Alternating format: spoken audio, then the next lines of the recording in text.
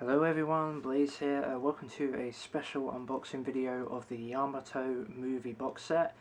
These are the 5 movies that are based on the mid-1970s to very early 1980s TV series anime franchise that was the quite epic space battleship Yamato, which was obviously adapted into English as Star Blazers. This is the Australian set. But Voyager Entertainment, who put out the 3 seasons of the Star Blazers version in America, like over a decade ago now, they also put out the 5 movies that came out in Japan to go with the franchise. But as subtitle only, there's no dub or anything. This is not a Star Blazers release, this is a Space Battleship Yamato release, which is really cool. I experienced the original series, Space Battleship Yamato, earlier last year, and absolutely loved it, which isn't really too surprising. While it's not part of the Voyager-verse, and while it isn't of Leiji Matsumoto's own creation from the ground up, he was a significant influence and a significant contributor to the Space Battleship Yamato franchise. He did the design, he did the storyboard stuff.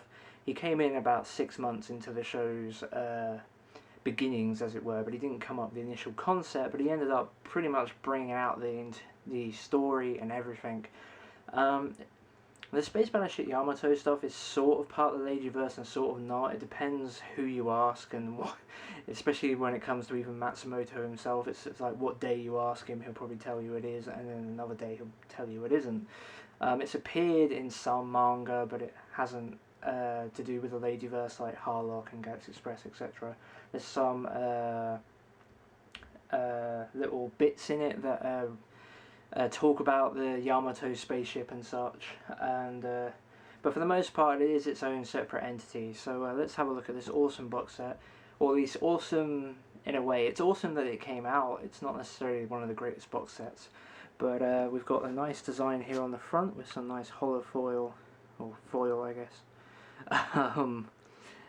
print with the red and a nice Yamato logo. Then we've got the 5 movies, which we'll take a proper look at in a minute, obviously. And then same design on the other side. The spine is just a wall of text telling you everything that's in the set. And the special features on this set are all 5 movies, obviously, in their own packaging, because they all got separate releases on their own, but you can also buy them in this box set. Extensive animators art galleries, colour art galleries with movie posters, subtitled theatrical trailers, fully translated theatrical program books, cast and crew interviews, deleted scenes and bonus footage, and the Yamato story, A Complete History, which I don't know if that documentary, assuming it is a documentary, is the same one that you can also buy separately that isn't included in this box set. There is a Voyager Entertainment put out a feature-length documentary that goes into the history of the franchise, which I would like to get if it's definitely not what that feature is. I'll find that out later on. But yeah, this is a relatively hard set to get these days, so I was very fortunate to be able to find a copy going for the cheap. I wasn't willing to spend an extortionate amount of money on the set, and not because I didn't want to own the show, the movies, but the video quality on these isn't that great. Like, it's pretty subpar, as was the Star Blazers releases in America and consequently the Australian release as well. But in the end, like, I got it for £40, which for the price of these 5 movies, considering the quality of the one movie in this box set I've already seen in terms of just the movie itself, without the video quality coming into question, just the movie as a whole was really awesome. So I really wanted to add this stuff, especially since I'm a Leiji Matsumoto fan. So unfortunately I can't tell if I've put this all in the wrong order or not. There's a chance I might have done. Yeah, that's a shame. Okay, so I'll put this in the right order, but first let's take a look at the booklet. So this is a viewer's guide, and this is a pretty extensive thing. It's got a really nice print on the front, but as you get into it, it's basically got a timeline of the franchise. Got an introduction. I've just knocked the camera. So yeah, 30 years of Yamato, and it goes through. I haven't read this yet. I really want to read it, but it literally just goes through everything you could really, the basics, but a lot of stuff that's really cool to know. And you got a behind the scenes interview with Yoshinobu Nishizaki, who is the producer of the, can't remember which season, probably the first one, yeah. So quite an extensive interview, which is nice. So yeah, I'll be giving that a read soon. Okay, so let's go into, let's at least have a backdrop without any glare. Okay, the first one is Space Battleship the movie, or Space Battleship Yamato the movie. Here we go. And as I say, you can buy all these separately, but get them in this box set was just a nice bonus. You get the viewer's guide and a nice box, so decided to go for it this way. And yeah, you get a really reasonable amount of extras, as I said, on the spine of the art box. But mono audio, and yeah. So the first movie is basically just a retelling of the first TV series. I haven't seen the movie version. It's 2 hours and it's crazy. 2 hours and 15 minutes long. But that's not too bad, given that the TV series is 10 hours long. The TV series was actually shortened. TV series was meant to be 39 episodes, and then due to ratings it got shortened down to 26, which is why in the TV series that the ending of the show seems not necessarily rushed. I think they did a reasonably good job, given the sudden nature of having to finish the show much quicker. But yeah, they the end of the last, I can't really remember, like last 3 or 4 episodes is pretty quick. But yeah, I haven't watched that yet. But what I have watched out of this set, although albeit before I actually owned the set, is the sequel to the first TV series, the movie, which is called Farewell to Space Battleship Yamato in the Name of Love. This movie is absolutely fantastic. It's sort of a shame that the franchise got big, which is a weird ththing to say, but it's so far because it sort of tarnishes this movie, because this movie is now not particularly considered canon, which is like I said, it's a shame, because it is a really good movie. So yeah, Space Battleship Yamato Farewell 2 or whatever, the darkest chapter in the Yamato saga. I really enjoyed this movie. It's a fantastic sequel to the TV series. It ends the series. I don't feel like I'm ruining too much but by saying that, given the name of the title, but essentially everything comes to a head and everything ends. But after the manga from Matsumoto and the TV series, despite its ratings, it gained a pretty big fan base, so they continued to make more, and as such the second TV series retold this movie, but changed things in order to allow the series to continue. Which is cool, obviously, because we get more from the franchise, but a shame in the sense that it means that this movie is no longer canon. But yeah, I can't quite remember which order the next ones go in, because yeah, unfortunately I messed up when I put them back in the box. So we'll just go with this one, Be Forever Yamato. Obviously I haven't seen any of these now. I haven't seen the second television series yet, because it retells the movie. So I haven't quite got around to that yet, because I haven't been wanting to put my... just haven't wanted necessarily to go deep into a 10-hour TV series when I already know the plot prior to the ending, I guess. But yeah, some nice packaging again.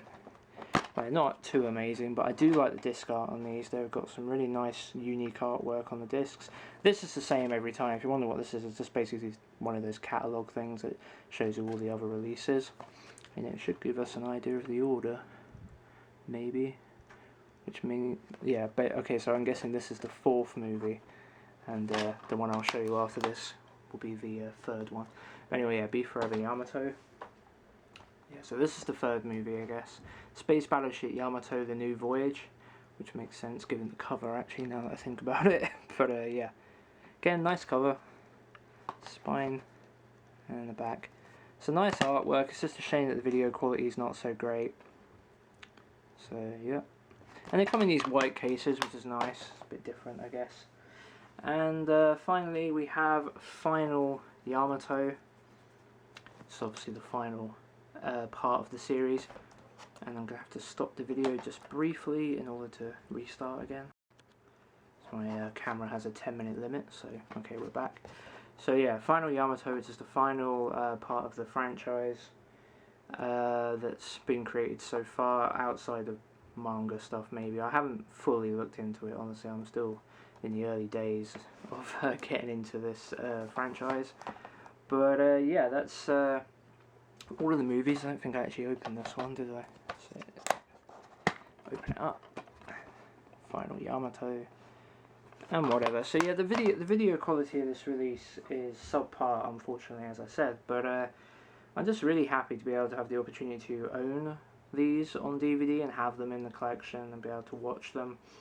There are Blu-rays of most of these movies out in Japan, as well as a Blu-ray, a beautiful transfer, HD high definition transfer of the original series, which looks so amazing. And it is one of those unfortunate situations where, just like Harmony Gold and Macross, Voyager Entertainment own all the licenses to this entire franchise and everything associated to it, and as such it means that the chances of getting Blu-rays are quite low for the original Space Battleship Yamato franchise. They might well bring out Star Blazers using those Blu-rays, because the original Star Blazers is quite true to the original source material. It doesn't really edit anything out, so they could do that with relatively little hassle, I guess, if they think the market's there for it. But it's unfortunate in the sense that, yeah, that we'll probably never get the uncut series,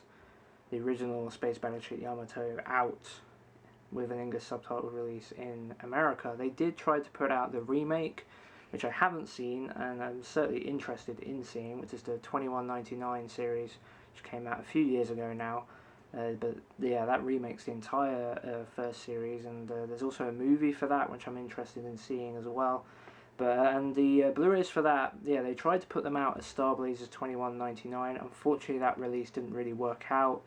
They managed to put out 4 of the 6 Blu-rays, and then it effectively got cancelled, which is a real shame for anyone that did put in money for those first 4 volumes. But in Japan, you can buy the series through 7 subtitle Blu-rays. They do have English subs on the original Japanese releases, which I'm going to try and track down, because I'm certainly interested in owning that series. And now that the American release looks dead in the water, I guess I'm certainly interested. But I'm going to wait and see if they do a Blu-ray box and if that has English subtitles, because then I'll be able to own it in a more compact release, possibly with even nicer packaging. And yeah, rather than owning 7 volumes, although I am interested in the volumes as well, if a Blu-ray box doesn't materialise within the next, I don't know, 18 months or something. If I see a good deal going for the volumes, I'll probably just get those. I think that's pretty much everything I wanted to say, other than this is a really cool franchise from what I've seen. And like I said, I've only seen the first TV series, the original Japanese cut, and the sequel movie, not the movie that remade the first series, but the sequel. And yeah, what I experienced, it's fantastic space opera stuff.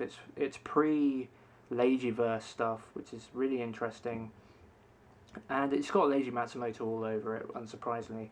One cool thing, actually, that was something else I wanted to mention. One interesting thing, I was saying earlier that how it's sort of considered part of the Leijiverse canon and sort of isn't, the franchise, but there was going to be an inclusion of a character in the original series if it had made its 39 episode run on television that would have put it firmly in the Leijiverse, which would have been, unsurprisingly, you might guess, if a certain character would have appeared. His name would have been Captain Harlock.